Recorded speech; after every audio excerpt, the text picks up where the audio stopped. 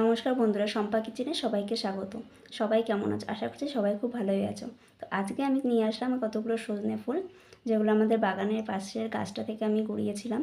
তো এই সজনে ফুল দিয়ে কিন্তু আমরা অনেকেই কিন্তু বড়া করে খেয়েছি, কিন্তু কখনো কি এরকম চচ্চড়ি করে খেয়েছি? তো যারা যারা খাও না তারা কিন্তু একবার ট্রাই করো।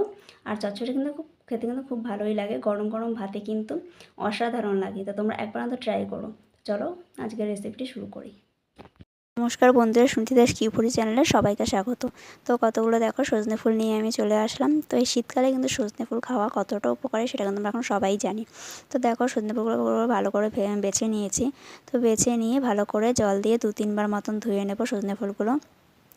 দেখো আমি জল দিয়ে ভালো করে 2-3 বার মতন ধুয়ে নিয়েছি। ধুয়ে নেওয়ার পরে একটা বাটিতে জল দিয়ে তার মধ্যে 1/2 চামচ মতো লবণ দিয়ে ভালো করে লবণটাকে জলের মধ্যে গুলিয়ে নিতে হবে।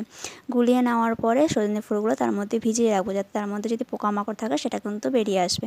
তো দেখো তারপর আলুগুলো কুচিয়ে নিয়েছি, আলু দিয়ে কিন্তু আমি সজনে ফুলের চচ্চড়ি করব।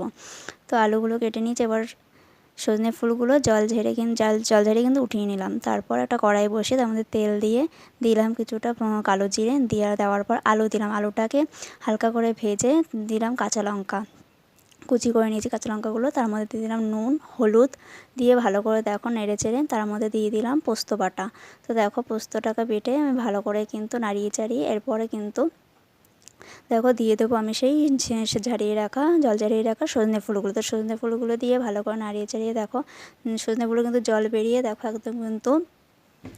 একদম গায়ে গায়ে হয়ে গেছে। এই পর্যায়ে দিয়ে দেবো আমি একটুখানি চিনি আর জিরের গুঁড়ো।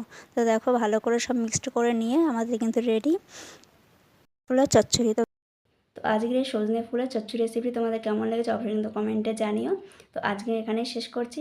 দেখা হবে অন্য একটি ভিডিওতে। সবাই ভালো থেকো, সুস্থ থেকো।